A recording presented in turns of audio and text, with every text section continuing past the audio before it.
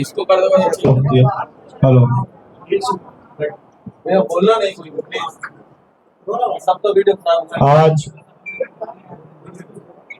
मुजफ्फरपुर के जन स्वराज के महानगर की टीम आज आपके सामने बैठी है और आप तमाम पत्रकार बंधुओं को, प्रिंट मीडिया के बंधुओं को, इलेक्ट्रॉनिक मीडिया के बंधुओं को सादर नमस्कार कह रही हैं।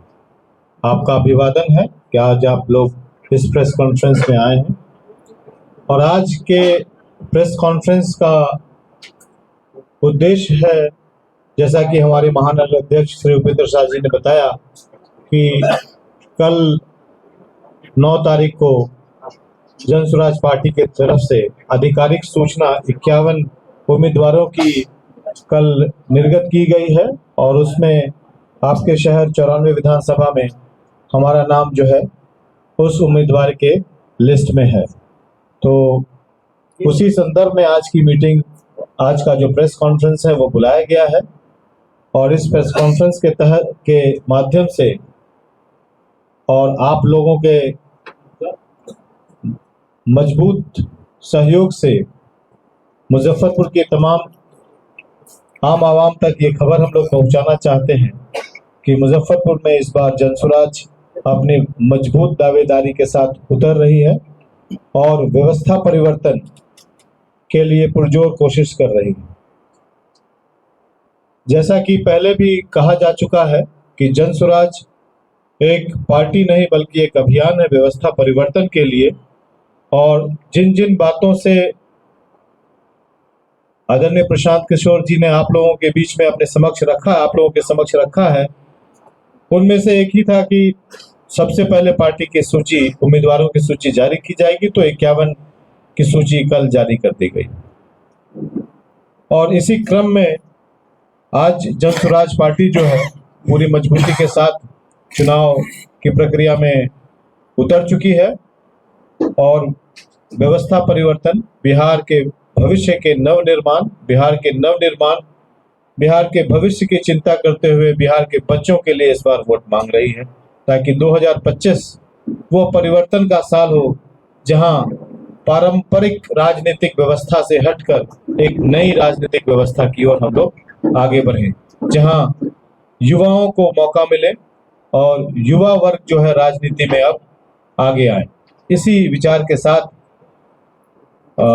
जन स्वराज पार्टी आगे आई और इसी विचारधारा के तहत ही उम्मीदवारों की लिस्ट भी जारी की गई।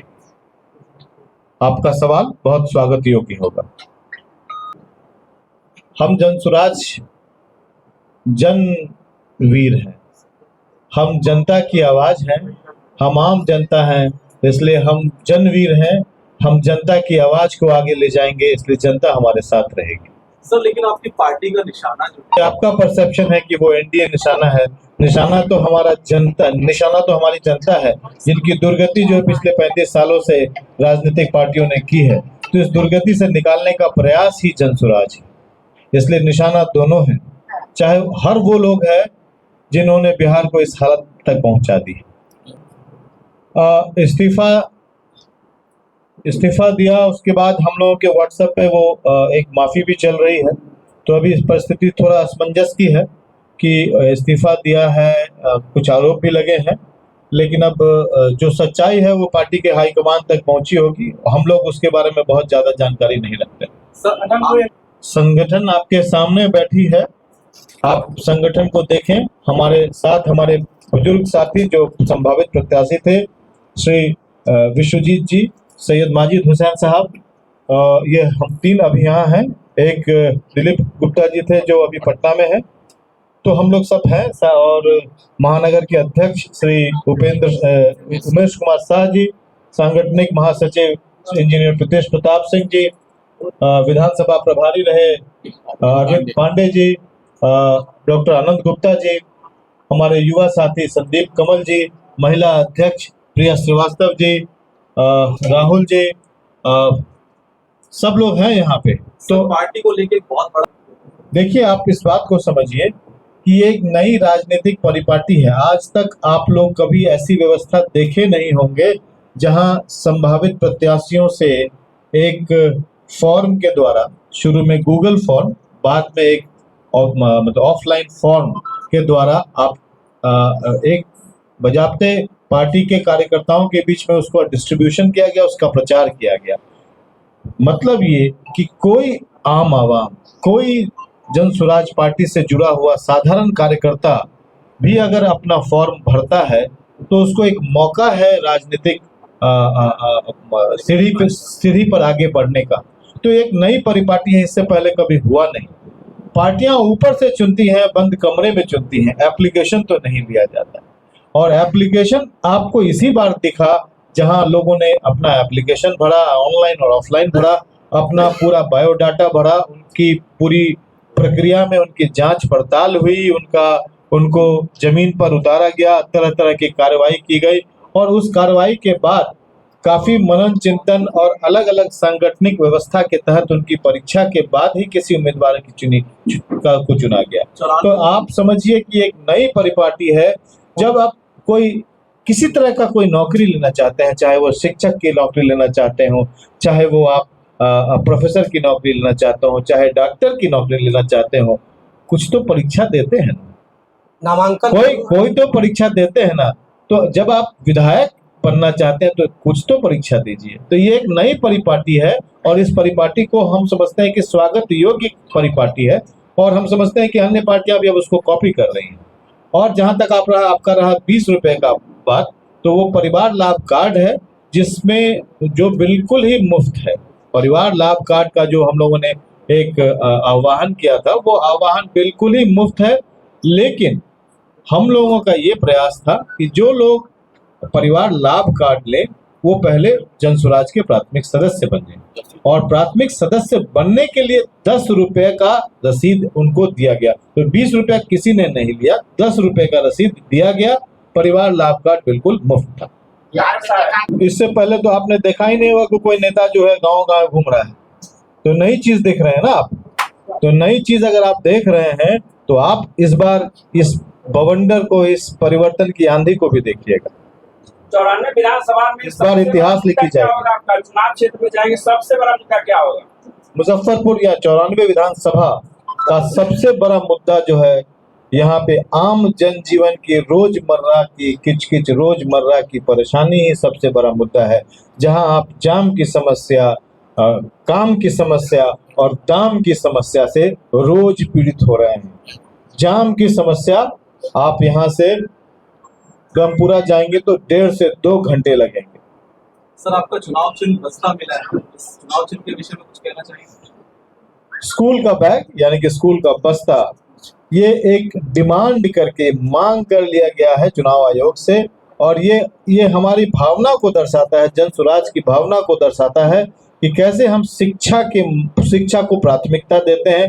बिहार एक शिक्षा के लिए सबसे अनुकूल धरती रही है। यहाँ के लोगों को के बुद्धि और इनके ज्ञान का कोई सीमा नहीं रहा है इतिहास के रूप में। आज भी हमारे रगों में वही बिहार का खून बहता है, हमारे जीन्स आज भी वही हैं। हम आज अभी अपने बुद्धि में सबसे आगे रहे हैं। इसलिए हम जन स्वराज के लोग स्कूल का बैग यानी कि शिक्षा को ही प्राथमिकता देते हैं और जैसा कहते हैं कि गरीबी से निकलने का रास्ता एकमात्र है, वो है स्कूल का बस्ता।